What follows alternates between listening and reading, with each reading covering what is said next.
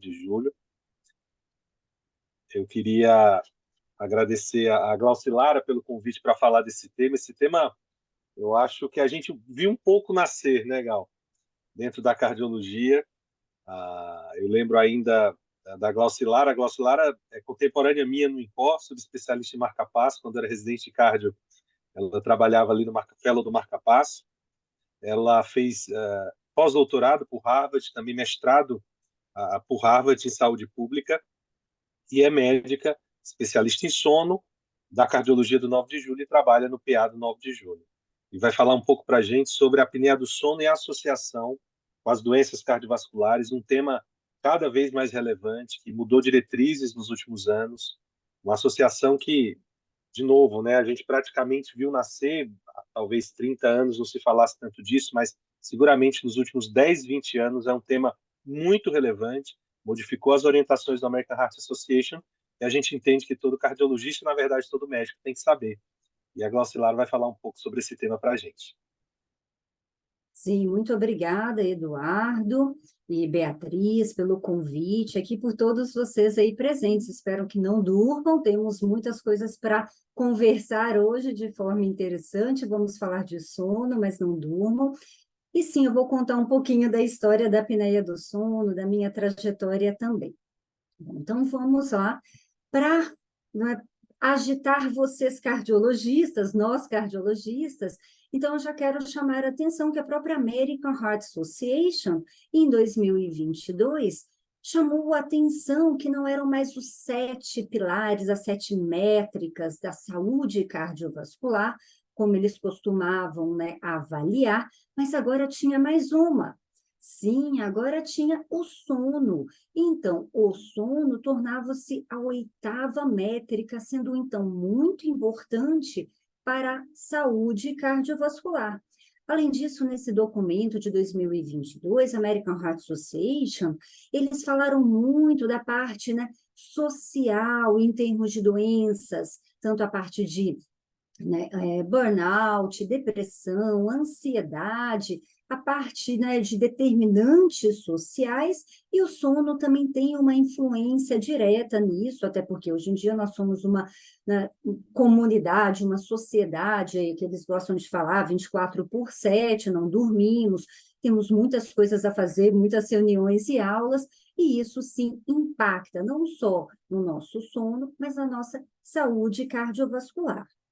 E se eu ainda não te convenci, cardiologista, que o American Heart Association colocou o sono como 8º pilar, agora, né, recentemente, em 2020, no guideline da fibrilação atrial, no guideline europeu, no ESC, eles também, né, determinaram uma estratégia para o controle da fibrilação atrial no seu manejo ABC, de anticoagulação, de controle de ritmo, e no C são das comorbidades, e vejam aqui que entre as comorbidades, eles colocam a apneia obstrutiva do sono, ou seja, sendo importante para o manejo do paciente com fibrilação atrial, principalmente aí pós-ablação, pós-terapêutica.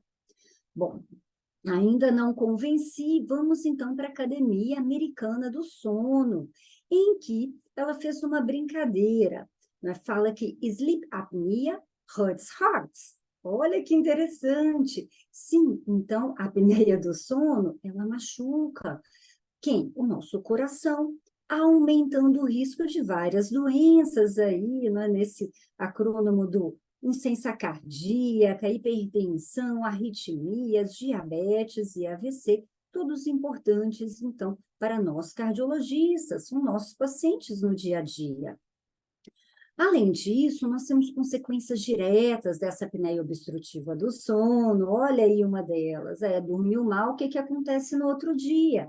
Principalmente esses acidentes automobilísticos já foram muito associados com a doença apneia obstrutiva do sono. Em termos de razão de chances, vários estudos já mostraram isso. Ou seja, aqueles que tinham apneia do sono tinham mais chances de sofrerem acidentes automobilísticos quando comparados àqueles que não tinham a doença apneia obstrutiva do sono. E se ainda não deu para vocês manterem acordados, que o assunto é importante, quem sabe Vamos pensar aí no ronco. Você ronca? Você não, mas talvez a sua esposa, o seu esposo, alguém no plantão, colega de plantão roncam, sim. A apneia obstrutiva do sono está associada diretamente ao ronco, que incomoda muita gente. Então, vamos tratar, né? O roteiro de hoje eu defini. Vamos partir, tentar ligar esses pontos, usando o clássico, definição, tipos, diagnóstico, até chegar à associação da doença cardiovascular. E aqui eu não vou entrar no tratamento, vamos ficar para uma próxima aula, hein, Eduardo, hein, doutora Beatriz? Por quê? Porque o tratamento é complexo e não temos tempo para isso. Mas eu vou ligar bastante os pontos e vocês vão entender também porque eu, uma cardiologista, estou falando de apneia obstrutiva do sono. Vou contar a historinha. Em termos de definição, então, o que é essa apneia obstrutiva do sono, AUS? Então, é quando há um colapso aqui da faringe de forma completa, apneia, ou parcial, hipopneia, dessas vias aéreas superiores durante o sono. Bom, vamos ver um exemplo desse colapso, então, no fluxo aéreo nós temos a apneia. A apneia, a nível de oximetria, dá uma dessaturação de oxigênio, então, direta. A nível da parte de eletroencefalograma, o que acontece no cérebro? Acontecem microdespertares ou até despertares completos, para voltar a ter uma hiperventilação, uma ventilação normal, e com isso há um aumento do esforço da caixa tóraco-abdominal em vencer essa via aérea fechada. Então, esta é a clássica apneia obstrutiva. E já a hipopneia, quando há só redução desse fluxo aéreo. Vejam, não tem parada de respirar, ou seja, a apneia, mas, claro, tem o quê? Todas as consequências. Microdespertar, dessaturação de oxigênio, esforço da caixa tóraco-abdominal. E isso, claro, atrapalha o seu sono, fragmenta o seu sono. Em termos básicos, tipos, nós temos a apneia obstrutiva, esta que eu comentei agora, aqui no B de bola, né? E no A, a apneia central. Então, por isso que às vezes a gente fala apneia do sono no geral, mas tem os seus subtipos. E aqui, para ficar mais didático, central e obstrutivo. A central tem sim uma outra fisiopatologia, e vejam que ela não tem esforço, porque não é uma obstrução. Vou chegar lá. A central, então vejam vocês, parada de respirar, a apneia, com sua consequência direta, dessaturação de oxigênio, microdespertar, despertar completo, mas vejam que a nível de tórax e abdômen não há esforço, porque não é algo direto local obstruindo. E para isso, então, nós vamos entender o que acontece no sono. Quando o sono ocorre, nós temos, então, o controle neural desse sono, agora mais reduzido, e nós temos a redução, a hipoventilação, a diminuição das respirações. Nesse diminuição da respiração, nós temos momentos de apneia. E aí nós vamos ter só agora, né, o nosso controle de quimiorreceptor da pressão de oxigênio, CO2, estabelecendo respostas para ativar o controle neural. Então, quando eu tenho a apneia, a hipoventilação, o CO2 aumenta, ativa, então, o centro neural a acordar, o arousal, para abrir, então, a glote, hiperventilar e controlar esses gases, né? Então, para aumentar o oxigênio e diminuir o CO2. E isso é cíclico à noite. O que acontece quando eu tenho a apneia central? A nível, então, agora de centro respiratório, eu tenho a parada de respirar e a sua resposta, como para voltar a respirar, um controle aí desses gases. Mas, na apneia central, nós temos um desbalanço deste controle, desta resposta. E essa resposta é aumentada. Então, eu tenho uma hiperventilação. E quando eu tenho essa hiperventilação, eu acabo tendo o quê? mais distúrbio. Então, é um distúrbio por causa da hiperresposta. E isso, é claro, por alterações a nível do sistema respiratório, do controle respiratório, e não por uma obstrução. Por isso, as fisiopatologias diferentes, então, tratamentos diferentes, apesar de ambas serem distúrbios respiratórios do sono, elas são de fisiopatologias diferentes. Além do mais, nós ainda temos um outro distúrbio respiratório do sono muito conhecido por nós cardiologistas, que é a respiração de Cheyne-Stokes, que é esse padrão cíclico periódico em que tem as apneias e seguida ela esse padrão de hiperventilação crescendo e decrescendo, muito comum nos pacientes com insuficiência cardíaca, sendo um marcador de pior prognóstico. Então, quando a gente fala de Cheyne-Stokes, apneia central, apneia obstrutiva, nós estamos falando dos distúrbios respiratórios do sono. Hoje é a palavra mais elegante para se falar, por isso que é importante saber esses tipos, porque os tratamentos são diferentes, mas as consequências cardiovasculares, elas são bem frequentes em ambos esses, né, distúrbios. Mas a aula de hoje vai focar mais nessa apneia do tipo obstrutiva. Por que isso? Porque uma das principais causas dessa apneia obstrutiva, desse colapso da faringe, é um fator de risco muito conhecido para nós cardiologistas, muito comum nos nossos doentes. Qual é? A obesidade.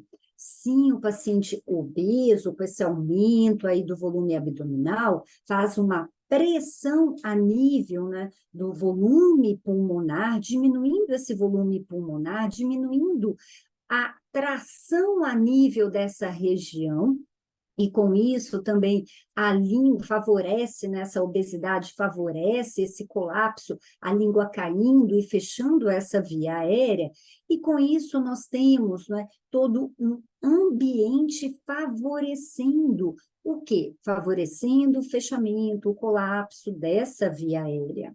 Então, essa é a principal causa, 60% da apneia obstrutiva, a causa é a obesidade. Mas existem, claro, outras causas.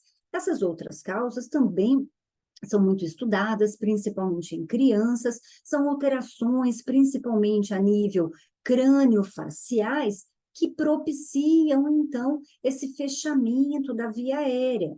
Vou mostrar aqui para vocês como o palato ogival, né, a retrognatia, ou seja, são estruturas, alterações crânio-faciais, facilitando, então, o fechamento, o colapso dessa via aérea, dessa faringe, diminuindo essa coluna de ar aí e propiciando, então, a apneia. Em criança, por exemplo, a gente tem os aumentos das tonsilas, né, palatinas, na amígdala, tudo fechando essa coluna, por isso que também a criança ronca, tem a apneia do sono.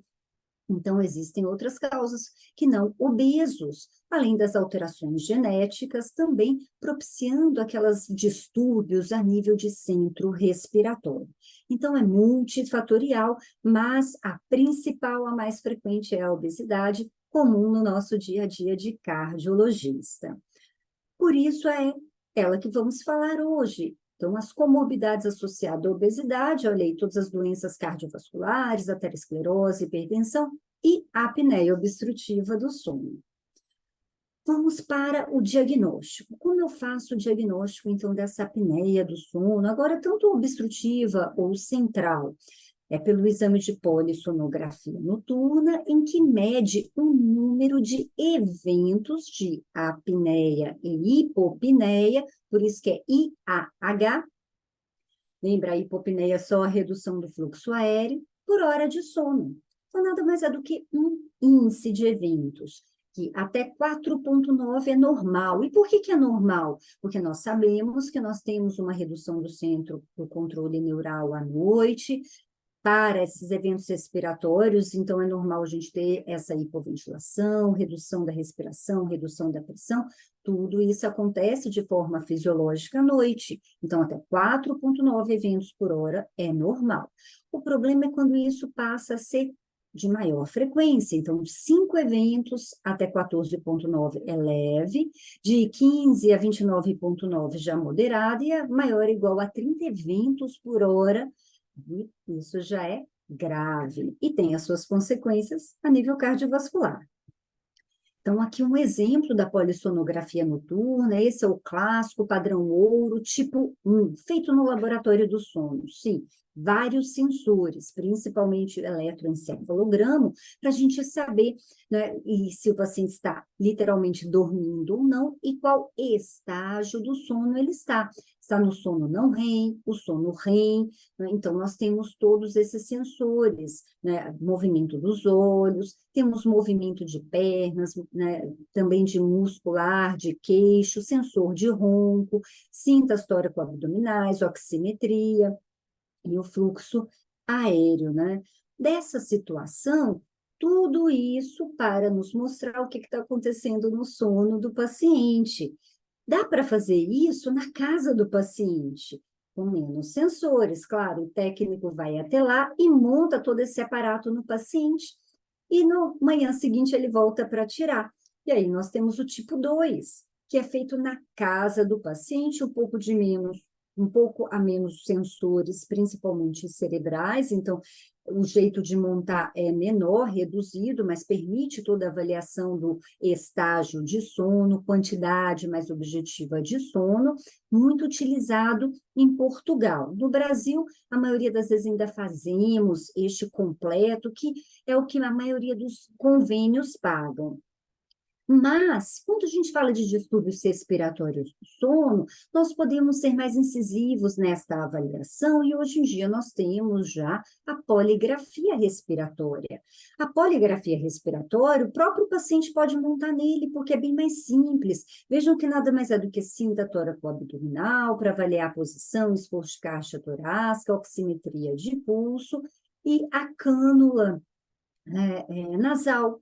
Então, é mais simples, dá para o paciente fazer na casa dele, ele mesmo montar, são menos sensores, e nós estamos procurando o quê? As paradas nos fluxos respiratórios, com as suas consequências diretas, principalmente de dessaturação de oxigênio, não é? Então, dá para fazer, hoje em dia, já bem estabelecida para diagnóstico de apneia obstrutiva do sono. O padrão ouro ainda é o tipo 1, mas a poligrafia já é bem estabelecida, portanto, que a maioria dos estudos hoje em dia já faz. Lembrando só que a gente não pode falar em termos objetivos de quantidade de sono, porque aí não tem os sensores, né, a nível de cérebro, então eu não consigo avaliar. A inteligência artificial hoje em dia tenta, né, usando seus métodos, a avaliar se o paciente está dormindo ou não, quanto tempo, sono REM ou não, mas em termos objetivo ainda não. Por isso que muitos estudos ainda demandam que você faça o completo quando você fala na parte objetiva de sono. E nós temos esse tipo 4, que hoje também já virou febre, porque você usa até no smartphone, no seu aplicativo, em que é só a oximetria.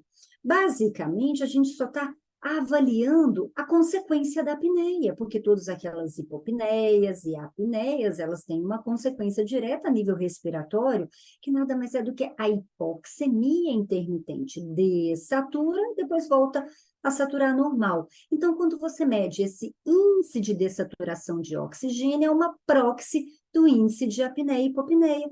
Por isso, também muito utilizado hoje em dia, e principalmente para triagem. Então, se usa, tem alta probabilidade pré-teste, o índice de dessaturação é elevado, o paciente responde a questionários, aí ele vai, então, direcionado para o laboratório do sono. Bom, mas vamos chegar ao que interessa. Vocês querem essa associação com doença cardiovascular, e eu vou falar para vocês, mas eu vou contar uma historinha. Quando tudo começou, como o Eduardo falou, muito tempo atrás, não é? Sim. Então, basicamente, nós temos aqui o Dr. Christian Guilleminault, em memória, né, já falecido em 2019, ele é um neurologista da França, que foi para Stanford, nos Estados Unidos. E em 1976, ele falou sobre a síndrome da apneia do sono, uma das primeiras vezes falando isso para o mundo todo. Veja um texto dele neste trabalho. Olha, ele chama a atenção para um congresso que ocorreu na Itália em 1972, que lá eles avaliaram, né, os cientistas mostraram uma apneia do sono, levando à hipertensão à noite. Então, tudo começou assim, hipertensão à noite, principalmente em modelos animais com cachorros. E ele, então, Christian Guillemin, chamou atenção para esta apneia do sono e suas consequências cardiovasculares diretas, principalmente a hipertensão à noite. E a quem isto iria interessar? Ele chama atenção, olha, neurologistas, ó, cardiologistas aqui, otorrinolaringologistas, pneumologistas e a todos que tivessem interesse pelos estudos do sono, dados os primeiros, né, estudos, e o Christian Guilleminault foi muito importante do ponto de vista de chamar a atenção que não era só com associação com a apneia, com a obesidade, né? Ele chamava a atenção que também os não obesos, e principalmente explicando outros fatores associados aí, mas sempre muito chamativo para essa parte de consequência cardiovascular.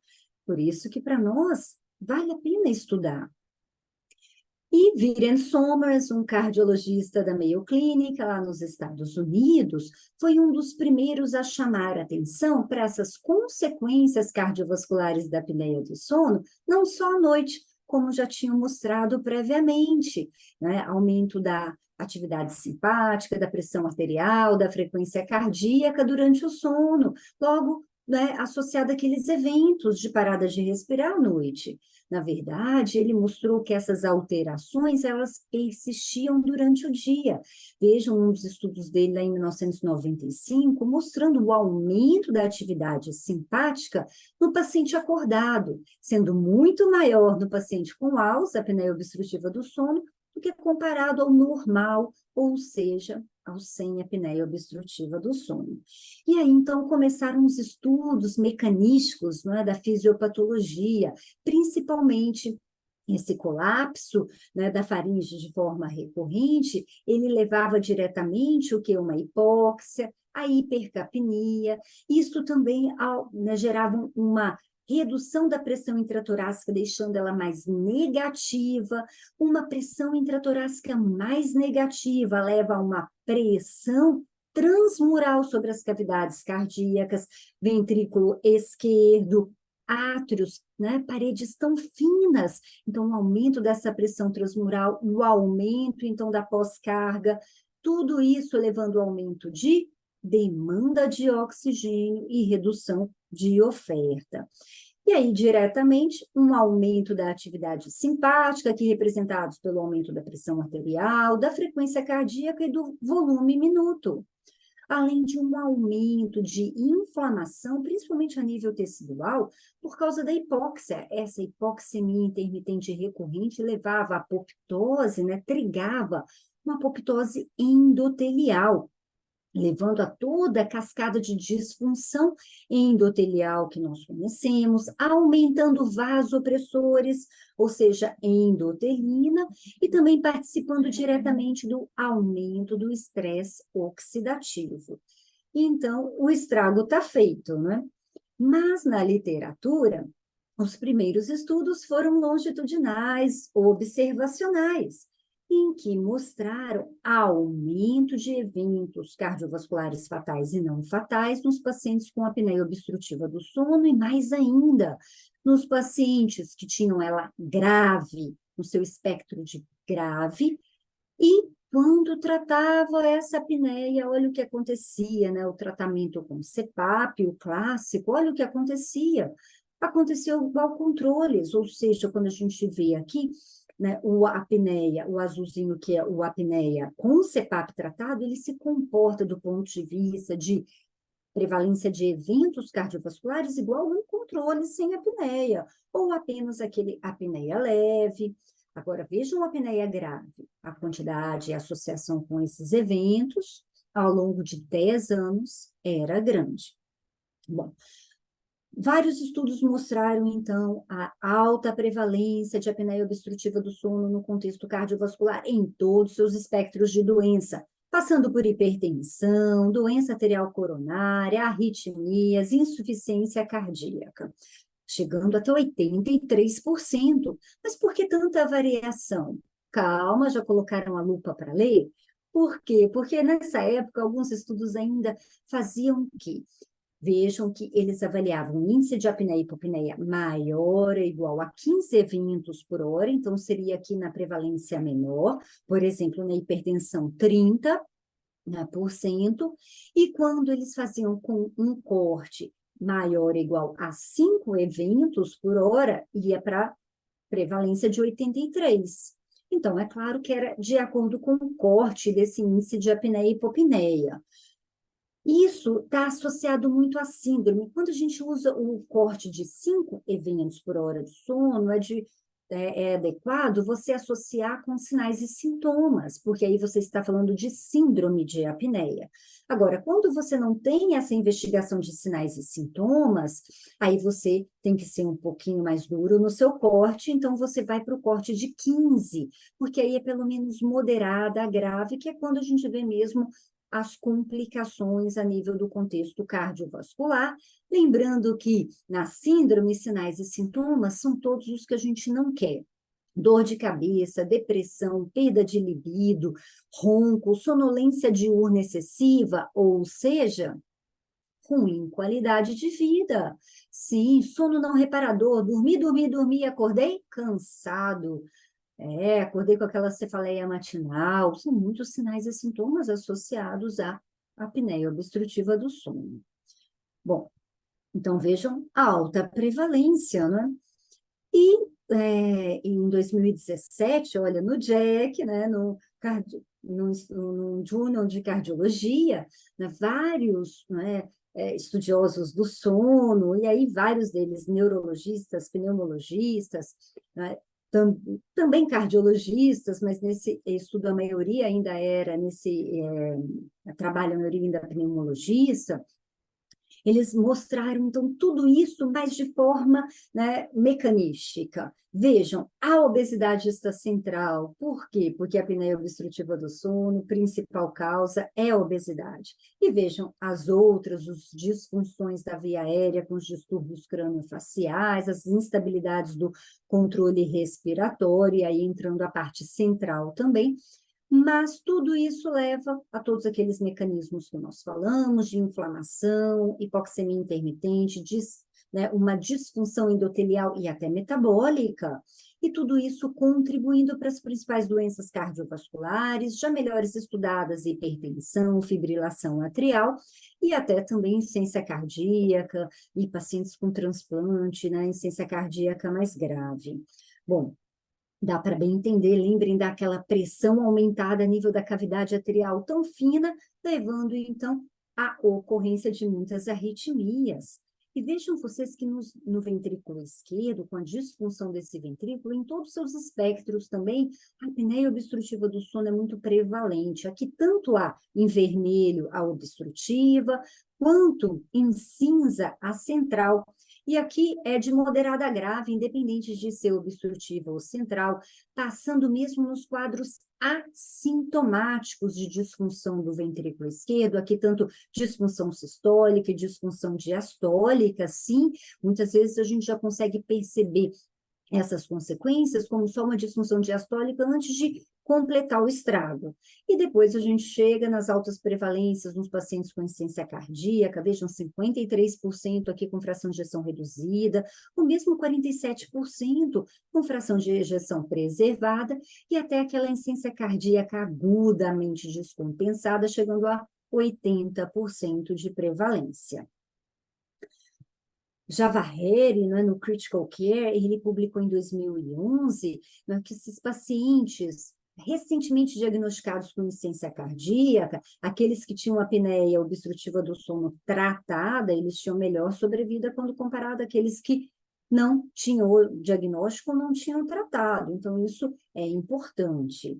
No contexto das arritmias, Christian Guilleminault mesmo mostrou isso já lá atrás, em 83, Vejam que forma interessante ele avaliando aqui os batimentos ectópicos ventriculares em 24 horas, não é, de aferição no Holter, e depois o paciente dormindo. Então, todo esse tracejado aqui no não REM é quando o paciente está dormindo e tem bastante eventos, né, batimentos extrasístoles ventriculares, batimentos prematuros. Olha o que acontece no wake. Esses eventos param, acabaram. E quando volta a dormir, o que acontece novamente? Muita arritmia.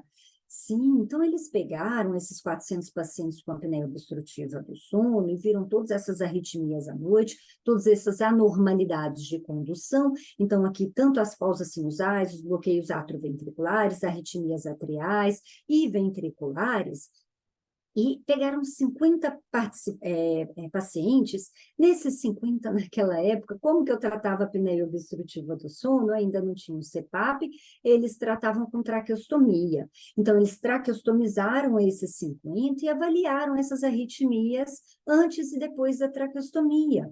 Vejam que acordado praticamente não tinha nenhuma dessas anormalidades de arritmias de condução, mas dormindo, vejam, muito antes da traqueostomia e pouco depois da traqueostomia. Então, atenção, nessa época já tinha essa associação mais forte. Tratando a apneia, eu melhorava as arritmias. E aí fomos para as coortes, os estudos longitudinais, coortes prospectivas. O primeiro foi o The Sleep Heart Health Study, coorte longitudinal, multicêntrico, mais de 6 mil participantes, mais de 40 anos de idade, em 1995, para determinar as consequências cardiovasculares nos distúrbios respiratórios do sono. Então, vejam que eles incluem todos os distúrbios, aqui a apneia central, obstrutiva, Cheyne-Stokes e outros. No estudo que eu vou mostrar aqui agora na associação com arritmias noturnas, eles pegaram 2 amostras pareadas para o que é mais clássico em termos de etiologia, idade, sexo e IMC. E raça também, a raça oriental, a apneia é mais prevalente. Idade, acima de 40 anos, sexo, homens, né, e obesidade. Eles pegaram, então, um grupo com apneia grave, por isso que o IH maior ou igual a 30 eventos por hora de sono, e compararam com aqueles sem apneia, então menor que 5 eventos por hora de sono. 2 grupos, com e sem apneia, e avaliaram as arritmias noturnas. Vejam vocês. Todos os espectros também, quando a gente pensa nos batimentos prematuros, arritmias atriais, arritmias ventriculares, distúrbios de condução, eles eram mais frequentes no grupo com apneia grave, quando comparado o grupo sem apneia, em termos de significância estatística, a maioria atingia significância estatística na comparação de grupos. Na fibrilação atrial, é um dos mais estudados do ponto de vista de contexto cardiovascular.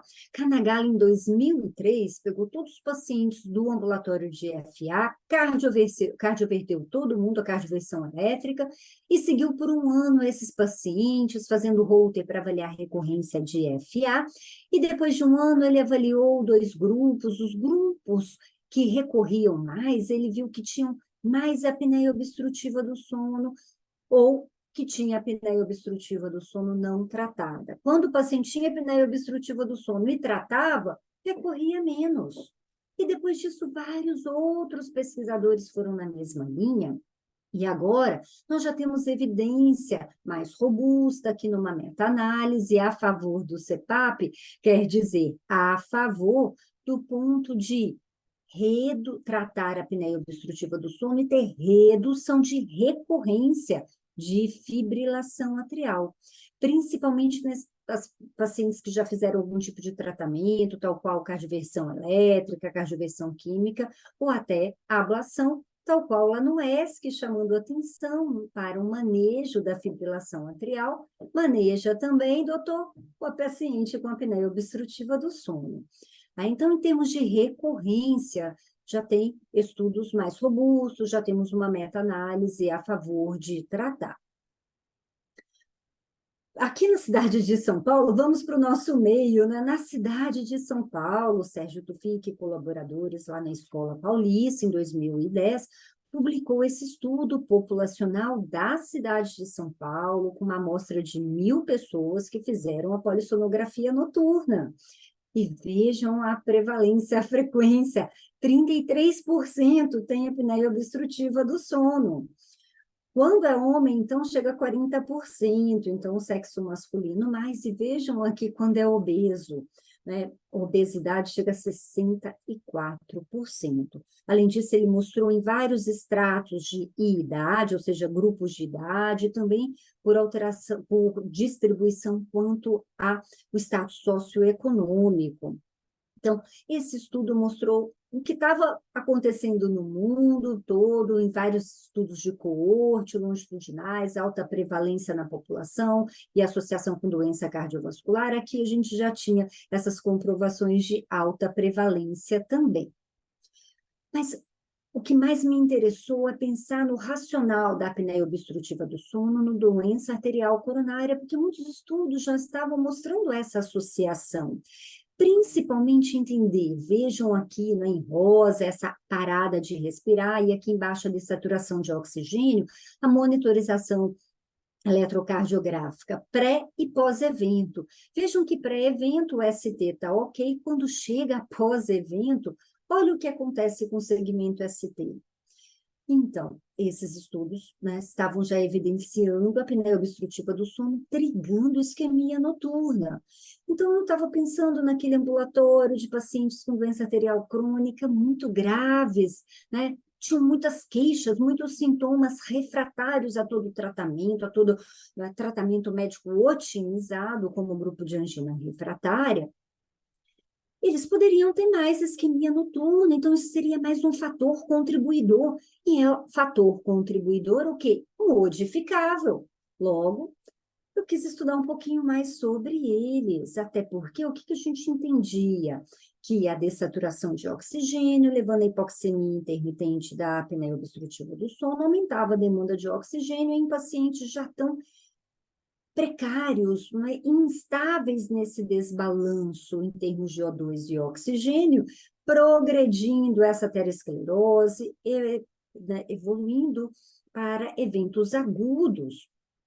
Até porque tem já estudos mostrando que a apneia obstrutiva do sono com hipoxemia intermitente aumenta a coagulabilidade. Além disso, a gente sabe que a aterosclerose é uma doença inflamatória, principalmente as primeiras células espumosas, elas contêm o quê? Fatores inflamatórios no seu vaso. Então, por isso, eu comecei a estudar um pouquinho mais a apneia obstrutiva do sono no contexto cardiovascular. Como o Eduardo falou, eu já tinha feito cardiologia, já tinha feito estimulação cardíaca artificial, estava lá implantando marca-passo, centro cirúrgico cedinho, já estava dando aula para a faculdade de medicina, mas isso me angustiava. E eu conheci o Dr. Geraldo Lorenzi lá no Laboratório do Sono, então, em 2009, e ele falou, ele me fez uma proposta, você acredita? Ele pediu para eu parar tudo e fazer um ano de estágio em medicina do sono para depois fazer um doutorado nesta área. E o que aconteceu? Eu topei, sim, e fiz o doutorado, então, com o Dr. Geraldo Lorenzi.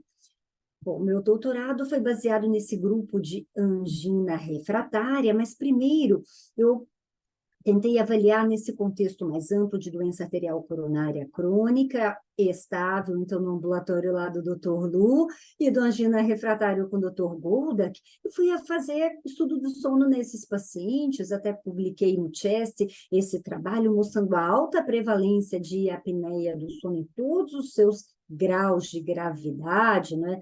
Leve, moderada, grave, né? Nos pacientes com angina refratária. Então, eles eram pior em termos de contexto coronário e também eram piores no ponto de vista de mais apneia do sono.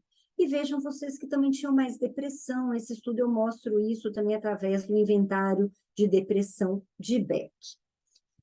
Mas o foco do meu doutorado foi tentar avaliar isquemia noturna, e para isso eu utilizei um biomarcador, a troponina T ultrassensível, fazendo uma avaliação da variação dessa troponina antes de dormir e depois de dormir.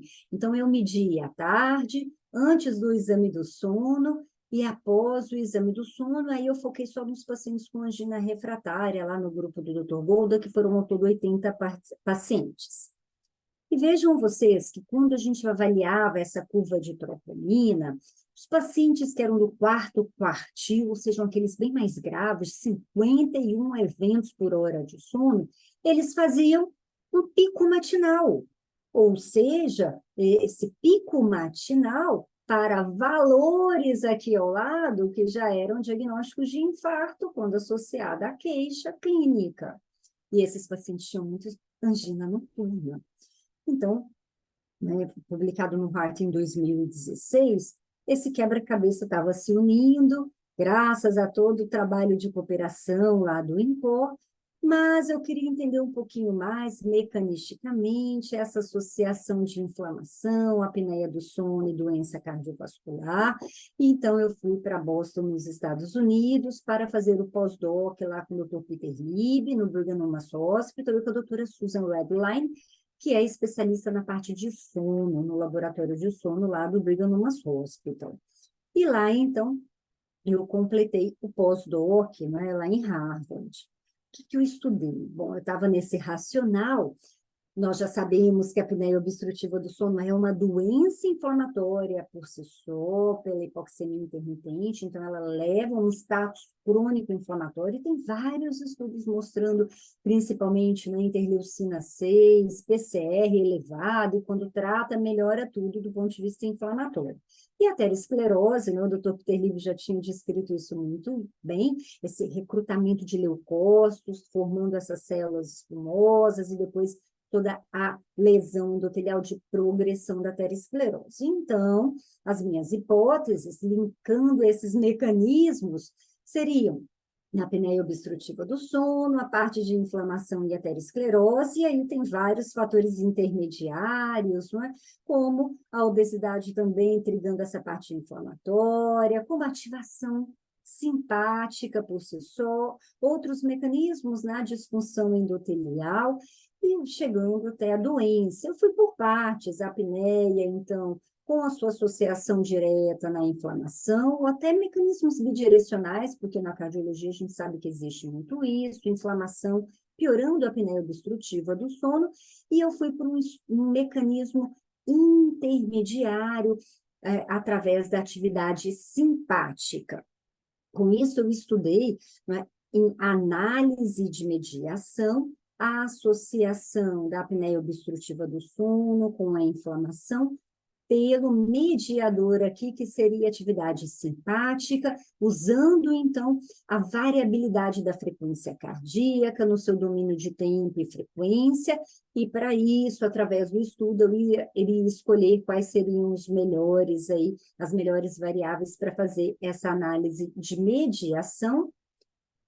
Esta análise, para isso, eu usei, né, a coorte MESA, que também é uma coorte, né, prospectiva, longitudinal, de doença cardiovascular multicêntrica nos Estados Unidos, em que eles tinham feito, eram mais de 6.000 participantes, em 2.000 deles eles tinham feito estudos do sono, polissonografia completa, então era essa coorte que eu estava estudando.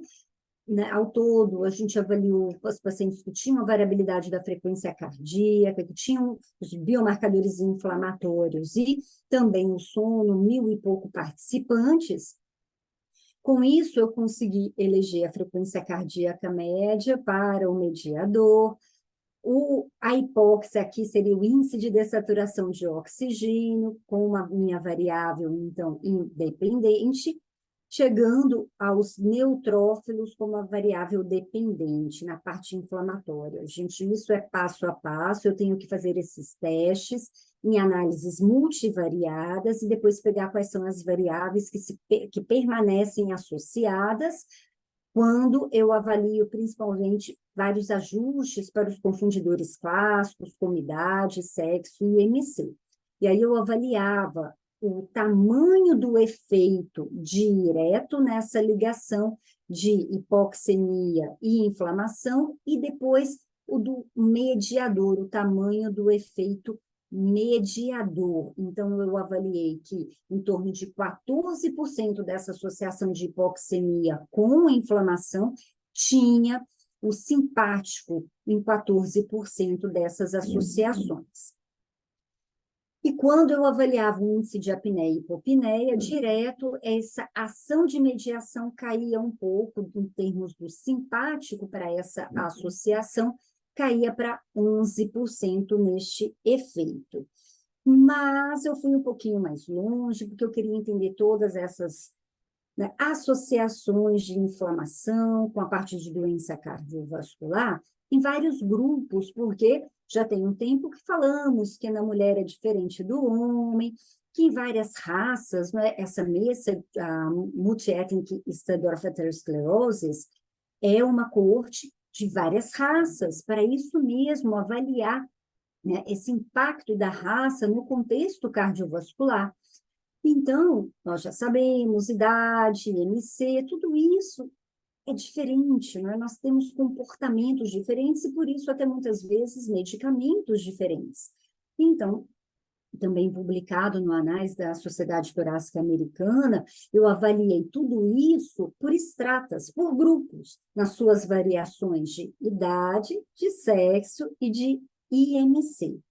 Então, vejam vocês, sempre em análises multivariadas, com o ajuste para todos os confundidores clássicos. Então, aqui, eu peguei todos os fatores de risco clássicos, cardiometabólicos, é claro que nós tínhamos disponíveis, né, nessa população, né, os clássicos diabetes, glicose, o perfil lipídico. Depois eu peguei a parte inflamatória com leucócitos e os seus subgrupos, então por isso que neutrófilos, linfócitos, né, leucócitos totais, e até a cistatina C também, já muito falada nesse contexto cardiovascular. E, dentre eles, o que persistia, né? Nós precisamos de significância estatística para publicar, então, dentre eles, o que persistia associado à apneia obstrutiva do sono de forma significativa. Então, vejam que dos agentes inflamatórios, os neutrófilos foram os que persistiram com significância estatística, por isso que eu usei os neutrófilos, né, para a minha análise de mediação. E quando eu avaliava ali nos fatores de risco metabólicos, nós vimos aqui a pressão arterial diastólica, lembrem vocês lá das disfunções diastólicas no V, então, a pressão arterial diastólica também tem ali na sua pós-carga toda uma associação que persiste após os ajustes dos confundidores. Também, né, aqui mostrando o HDL colesterol, né, o colesterol do tipo HDL. Bom, isso tudo, então, foi interessante, mas eu queria avaliar como que isso persistia do ponto de vista de grupos. E olhem vocês aqui, está acabando, turma. Quando eu avaliava pelos grupos, começando lá pela idade, vejam que as associações de inflamação e, no caso da glicose, por exemplo, persistiam associadas à apneia obstrutiva do sono só nos menores de 65 anos. Nos maiores de 65 anos, isso já não persistia. Isso tem um racional por trás, porque depois de uma certa idade, principalmente 60, 65 anos, né, existe um platô ali da associação direta da apneia do sono com a sua idade. Então, talvez é isso, a gente não encontra muitas respostas tratando a apneia obstrutiva do sono, porque talvez a gente está tratando quem? O fenótipo errado, não é isso que a gente fala na cardiologia? Então, por isso, a relevância da gente entender essas associações mecanísticas em cada grupo. Também a nível de sexo, né, o sexo masculino, mas associado com perfil lipídico. Em termos de perfil lipídico, quando eu voltei para o Brasil, eu também publiquei na coorte de Baipendi, lá no INCOR, no Laboratório de Genética, mostrando uma qualidade de sono ruim associada a um pior perfil lipídico nos pacientes com apneia obstrutiva do sono. E vejam aqui na raça era só a parte de inflamação e a raça, né, nos afro-americanos. Então, quando a gente vai tratar, nós temos que ter esta atenção, porque muitas vezes esses dados mecanísticos, fisiopatológicos, eles só estão presentes em alguns grupos, e por isso que o tratamento, numa segunda aula, a gente pode falar, nem sempre é o que a gente queria. E aí, agradecendo, então, agora mais completo aí com o Dr. Peter Lieb e com a doutora Susan Redline, todos que me ajudaram em todas essas publicações, até porque ciência a gente nunca faz sozinho, mas antes disso eu já tinha um grupo grande aqui também, que nós, cardiologistas, neurologistas, psiquiatras, otorrinolaringologistas, todos nos unimos para fazer um posicionamento brasileiro sobre o impacto dos distúrbios do sono nas doenças cardiovasculares, aqui publicados nos arquivos em 2018. Se vocês não me reconhecem lá, eu estou no meio, porque eu ainda era loira. E agradecer principalmente à doutora Beatriz Cortizo, ao Eduardo, que, né, me permitiram aqui falar sobre um assunto aparentemente novo ainda para os cardiologistas e bem complexo, e agradecer principalmente a doutora Cláudia Bernotti, que me abriu as portas do 9 de julho, lá na emergência, e o doutor Marcelo Paiva também, que me ajudou muito, e eu trabalho com ele lá, passando visita nos pacientes da enfermaria. E agradeço a todos vocês, muito tarde da noite, todo mundo cansado, né, Eduardo?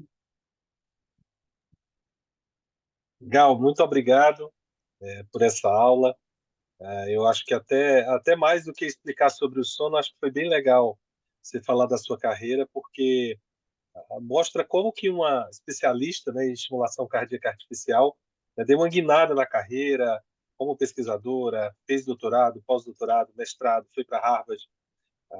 O Geraldo Lourenço tem uma história também muito parecida, né, vendo o currículo dele, né, ele tinha uma especialidade específica na pneumologia e mudou completamente de área, indo trabalhar com sono.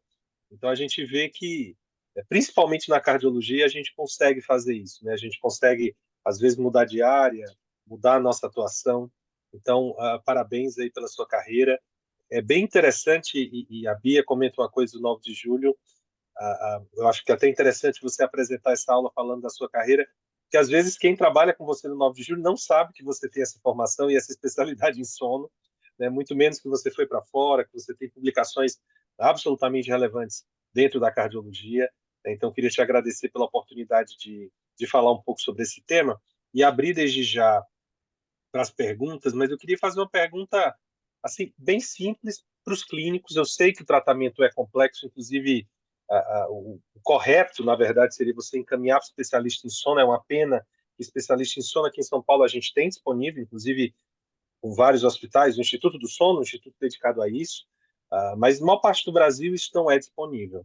Eu queria que você falasse, Gá, um pouco para o clínico, cardiologista generalista, aqueles que estão aqui, aqueles que atendem no CNE, na história clínica, quais seriam, assim, os sinais, os sintomas, a avaliação mais básica para você pedir uma polissonografia. A gente sabe que a gente acaba se baseando muito pela presença ou não do ronco, mas a gente sabe que existem alguns scores específicos, medida de circunferência cervical. Então, eu queria que você desse uma dica, na verdade, para o cardiologista generalista, para evitar o subdiagnóstico. Porque parte do subdiagnóstico da apneia do sono é exatamente a gente não pedir ou a polissono ou um exame adequado para fazer esse diagnóstico. Às vezes a gente já parte de um paciente com hipertrofia ventricular, com hipertensão refratária, para evitar você pegar esse topo aí de pirâmide, né, essa ponta de iceberg. O que se recomenda para os clínicos para avaliar na história clínica ou no exame físico para investigar especificamente a apneia do sono? Sim, Eduardo, muito bom. Geralmente, aqueles pacientes que a gente fala do ponto de vista cardiológico mais complexos, uma pressão que não controla direito, aquele padrão não deeper, né, na mapa, os pacientes que estão com arritmias recorrentes, você já está com um tratamento otimizado. Então, a anamnese ali mostrando toda essa complexidade, dificuldade de tratar, dificuldade de atingir pressão-alvo, seria o pontinho ali de atenção para então você avaliar presença de obesidade, aumento da circunferência cervical e abdominal. Então, nos obesos, isso é mais simples para a gente pensar. Presença de ronco, mas também hoje em dia a gente avalia a qualidade de vida, perguntando ao paciente se ele dorme bem. Hoje em dia a gente sabe também em termos de horas é importante dormir, a insônia, a gente pode ir outra aula com insônia e doença cardiovascular. Então, essas queixas de sono não reparador, acordar cansado, ter a sonolência durante o dia, né? O paciente dormiu bem, mas durante o dia continua sonolento. Muitas vezes, perda de libido e depressão tem associação, como eu publiquei no Chess, também com esse cenário. Então, quando você está com aquele paciente mais complexo, e hoje em dia, principalmente para os sitomologistas, a gente fala, vai fazer a ablação?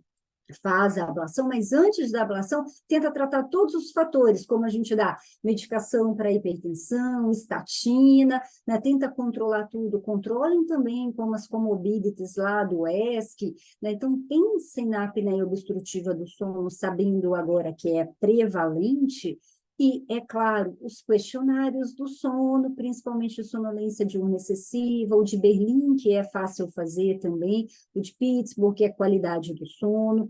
Então, muitas vezes a gente né, pega todas essas peças do ponto de vista do paciente complexo de tratar, que não deveria estar tão difícil assim.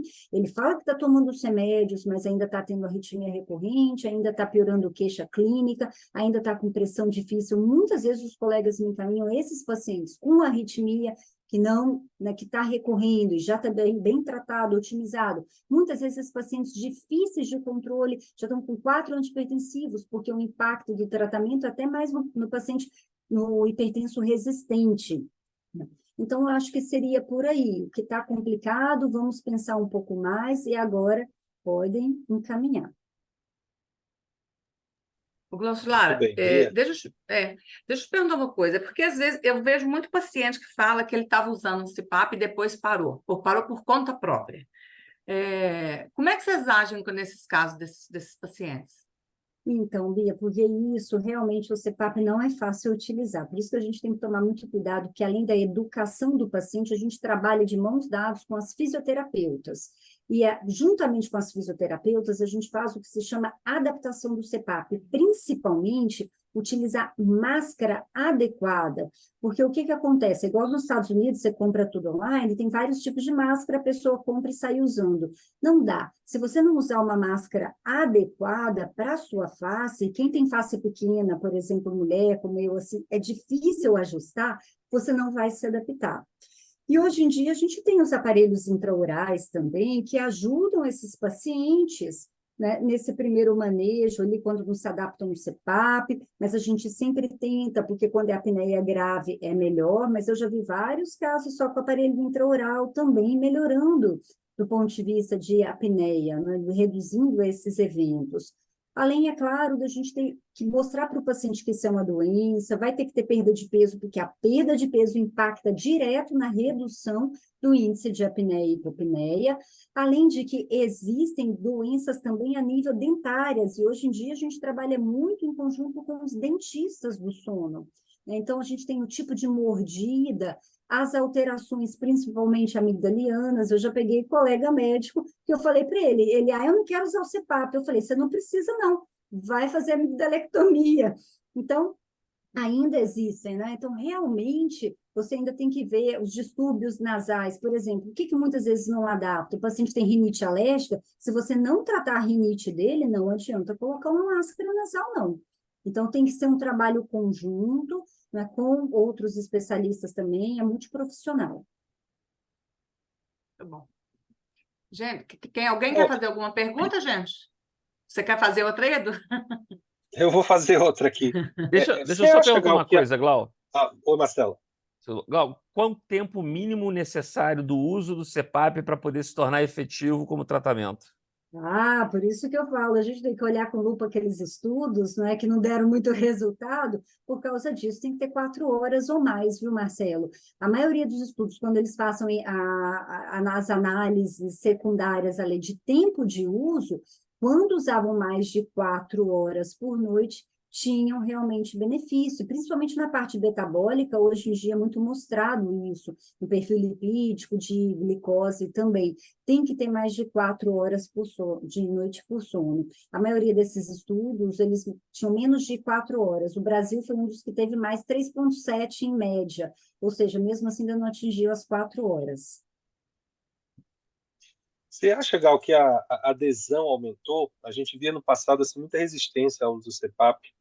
Mais recentemente, a gente vê uma quantidade grande de adaptações, né? CPAP nasal, CPAP com formato de máscara diferente. Mas na prática clínica, eu vou ser honesto, que boa parte dos pacientes acaba usando e depois parando de usar. Como que você vê hoje em dia, a despeito da melhora da tecnologia embutida nos aparelhos, essa adesão?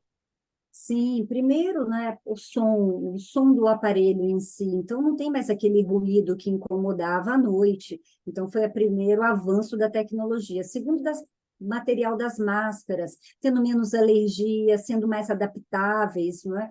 E durando mais também. Então, outra tecnologia. Hoje em dia tem o que se chama alívio respiratório. Então, é uma programação em que você coloca para diminuir a pressão quando o paciente respira e com isso fica mais confortável. Além de que hoje em dia dá para fazer o controle à distância. Então, também as fisioterapeutas conseguem manejar o aparelho do paciente à distância, o que facilita quando tem um uso inadequado. E realmente, sim, a gente usando essa parte mais multiprofissional com tecnologia, o uso está melhor. É claro que tem que ter adaptação, tem que avaliar caso a caso. Mais alguma Suzana quer pergunta, fazer uma gente? pergunta. Ah, Suzana não está com a não mão levantada. conseguindo ver aqui. Eu Não estou estou de conseguindo corpo ver. estranho aqui, estou de pneumologista. Ó, Glaucilara, que era da USP, parabéns. Realmente sua aula é fantástica e sua trajetória também. Eu não tinha ideia também que você tinha tudo isso de background de apneia do sono, né? E eu acho, assim, o que você está vendo aí, que você fala, né, da adaptação, é o que a gente vê também como pneumologista, né? Eu não tenho especialidade em sono, mas acaba vindo muito paciente lá no CME, né? Porque é difícil realmente o especialista em sono, realmente pneumologista ou cardiologista, ou, né? É difícil programar, assim, agendar uma consulta. Então a gente acaba vendo muito, mas assim, essa questão da adaptação melhorou bastante ao longo do tempo. Eu acho que é isso que você falou. Os fisioterapeutas, né, essas empresas as próprias empresas que alugam o CPAP, elas dispõem desses fisioterapeutas que auxiliam, né, nessa adaptação. Muitos dos dados, quando o paciente liga o aparelho, já vai para a nuvem, né? E o próprio fisioterapeuta, né, e a gente mesmo consegue fazer esse acompanhamento à distância do paciente, né? Os aparelhos são muito mais modernos, as interfaces também estão, né? Mas é isso que você falou também. Acho que tem muita coisa do paciente não adaptar por conta de rinite, ou porque puta, tem uma amígdala gigante, uma adenoide e tal, né? Não foi tratada de polipose nasal. Então, assim, e geralmente a gente dá preferência para máscara nasal mesmo, né? Porque eu acho que, né, é melhor para o paciente, mas se tem um nariz ruim, a aderência vai ser baixa. E fica até aquela questão também, eu queria ouvir tua opinião sobre duas coisas. Uma sobre o paciente que dorme com boca aberta, né? Tem que usar queixeira, ou tem que usar máscara orofacial. Não, a nasal é suficiente, porque o aparelho compensa a fuga, tal. E a segunda é esses aparelhos intraorais. Por exemplo, eu pego muito pouco a apneia leve, assim, muito, muito pouco. Geralmente quando vem, já vem feio o negócio. Mas, assim, na tua experiência, e para quem que você encaminha para fazer essas placas, né? E se elas funcionam, e se você pede para esse paciente repetir uma polissono com essa placa, tá? É isso. Sim, Suzana, muito bom você ter falado isso. Eu sou da época, eu comprei várias queixeiras para testar em mim. Nossa, é muito ruim, viu? Mas eu testei em mim. Então, eu sou da época que ainda, quando é respirador bucal, vai na máscara, né, que pega tanto nariz e boca, a orofacial. E eu vi toda essa mudança de estudo que não, que a nasal realmente compensa, como você disse, a gente não precisa colocar nem full face, nem oro nasal, é mais difícil de adaptação e muitas vezes joga a língua para trás. Isso aconteceu com a minha mãe. Não estava se adaptando e quando a gente mudou para nasal, mesmo sendo uma respiradora bucal, melhorou. Então, eu acho que vale a pena sim, queixeira é muito difícil. Hoje em dia, a gente usa mais, sabe o quê? É fonoaudiologia para fechar a boca, para dormir com a boca fechada. Então, esses respiradores bucais, depois de tratar o nariz, claro, a gente manda para a fonoaudióloga para fazer exercícios e ajudam bastante. Realmente, esses casos de apneia grave é mais CPAP, mas os apneias moderadas, até alguns graves, os aparelhos intraorais, eles respondem sim.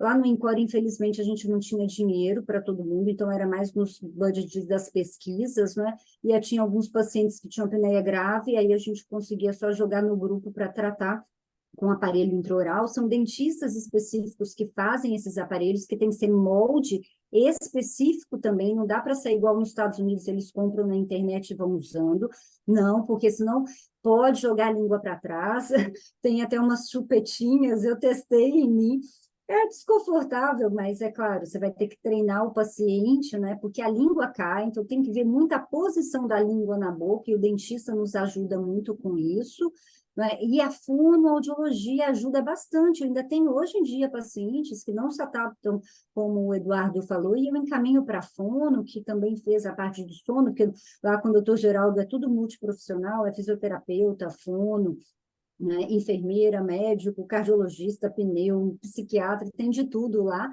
Então, foi bom que foi essa formação bem multiprofissional que eu tive lá, e realmente esses pacientes com aparelho intraoral, se você vai na dentista específico que avalia tudo isso, eles respondem muito bem, então não se adaptou, dá para tentar, mesmo nos casos mais graves. Às vezes não vai melhorar 100%, mas nos casos, por exemplo, das arritmias melhora, diminui um pouco da parte de pressão arterial, dorme melhor, então vai para a qualidade do sono. No impacto a nível de cardiovascular, o aparelho intraoral ainda é menor, né? O CPAP é mais decisivo. Gente, eu acho que nós vamos ter que terminar, porque pelo andar da hora. Eu só quero convidar todo mundo para a próxima reunião, que o Eduardo vai falar sobre cardiometabolismo, que é um tema muito importante também. Agora, né, a gente cada vez mais a gente ouve falar nisso. E no meio depois ele vai falar sobre os highlights do ACC, que ele vai participar e depois ele vai trazer para a gente. Muito obrigada aí, Edu. Obrigada. Obrigada, Boa Gloslar. noite, pessoal. Obrigado, Amém. Gal, obrigado, Bia. Obrigado a presença de todos. Boa noite para todo mundo.